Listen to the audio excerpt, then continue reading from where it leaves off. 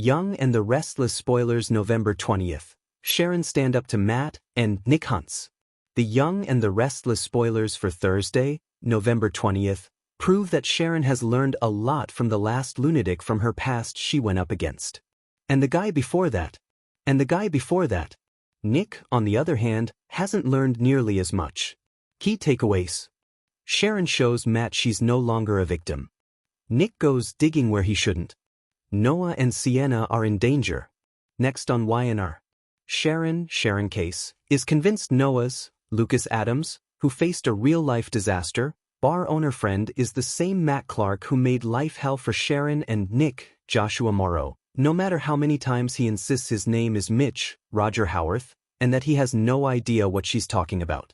Sharon keeps pushing and pushing and pushing, until she pushes too far, and Mitch shows his true colors. Will Sharon be able to fight back?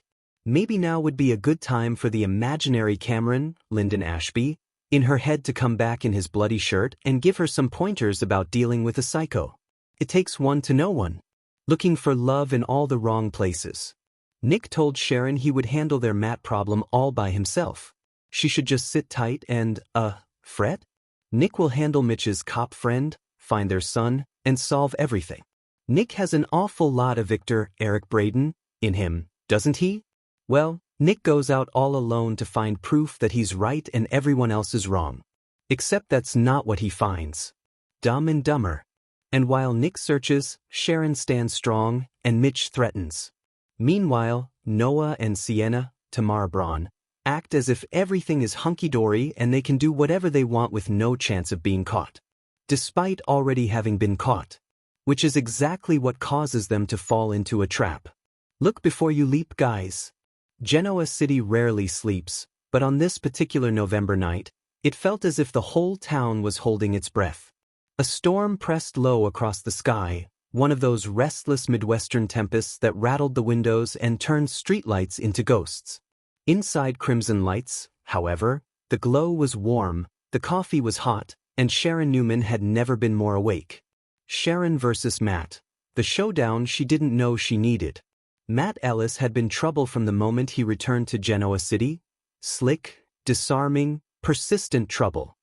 His charm had that dangerous gleam that made people underestimate the blade behind it. For weeks he had circled Sharon, weaving himself into her business, her conversations, her space. At first, she tried to brush it off. She had lived through far worse men. Dangerous men, manipulative men, men who smiled while sharpening knives. But Matt had crossed a line. He had started digging. Into her past. Into her children. Into things he had no right to touch. Tonight, Sharon was done playing nice. The bell above the Crimson Lights door jingled as Matt strolled in, shaking off rain like he owned the place. He flashed that infuriating grin, the one that had fooled half the town. Sharon, he greeted, sauntering up to the counter, we really need to finish that conversation from earlier. Sharon dried her hands on a towel, lifting her chin. Controlled. A storm of her own. No, she said. We don't. Something in her voice shifted the air between them. Matt's smile slipped a fraction, but he leaned closer anyway. I think you'll want to hear what I found. Sharon's eyes iced.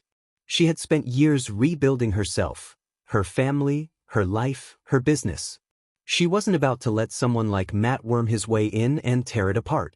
What you found, she said, you can keep to yourself. I'm not interested in your games. Matt chuckled softly. Games? Sharon, I'm trying to help you. No, she repeated, steady and sharp as glass. You're trying to control me. And that ends now. Silence crackled. Customers looked up, sensing tension. Matt's jaw twitched. He wasn't used to being dismissed, especially not by someone who saw right through him. You're making a mistake, he warned. Sharon stepped closer until only the counter separated them. I'm not afraid of you. And if you go near Faith or Mariah again, you'll regret it. Matt's eyes narrowed, and for the first time, the mask slipped enough to reveal the calculation behind it. But he merely dipped his head, pretending indifference. We'll talk soon, he murmured, turning toward the door. No, Sharon said, voice ringing through the cafe. We won't. And with that, Matt left, but his shadow stayed behind. Sharon exhaled, her hands trembling only once she was alone behind the counter. She had pushed back. She had reclaimed the ground he tried to steal. But something inside warned her. This wasn't over. Not even close. Nick on the hunt. The mystery deepens. Across town, Nick Newman wasn't seeking comfort or confrontation. He was seeking answers. Earlier that day, a package had arrived at his house. No return address, no note, just a single flash drive. He shouldn't have opened it. Every instinct told him to toss it. But he didn't. And what he found inside had hit him like a punch to the ribs. Surveillance photos. Shadowy figures. Locations circled in red. And in 3 separate images. Matt Ellis. Nick didn't know who sent the drive, but the message was clear. Matt was up to something. And Sharon might be in danger. Nick had driven half the night, following the trail of coordinates embedded in the files. Abandoned warehouses, back entrances to private clubs, a shipping dock that didn't show up on any official grid. Every stop made the knot in his stomach coil tighter. He found no people. No explanations. Just traces of movement, the scent of secrets trailing behind him like smoke. Finally, long after midnight, Nick pulled up outside a quiet industrial building on the outskirts of Genoa City, the last location marked on the drive. The storm clouds had finally opened, and rain hammered against the roof of his car. He stepped inside. The place was dark except for a single lamp flickering on a metal table. Papers were scattered everywhere. Blueprints, schedules, names. Nick sifted through them, his pulse quickening as he recognized several of the companies involved. Shell corporations. Dummy accounts. Fake investors. It was a network, carefully built and deliberately hidden. And Matt was in the center of it. Then something caught Nick's eye, a folder partially tucked under a crate. He pulled it out and flipped it open. Inside, a photo of Sharon. Not a candid. Not from social media. A surveillance shot.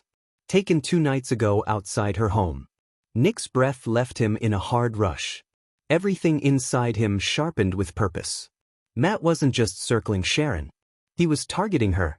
Suddenly, a sound echoed behind him. Footsteps. Nick spun around, fists raised, but the corridor was empty.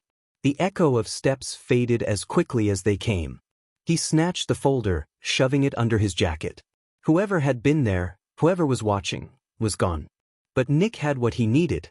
He raced out into the rain, flipping open his phone. "Sharon, it's me," he said the moment she answered, his voice urgent. "Lock your doors.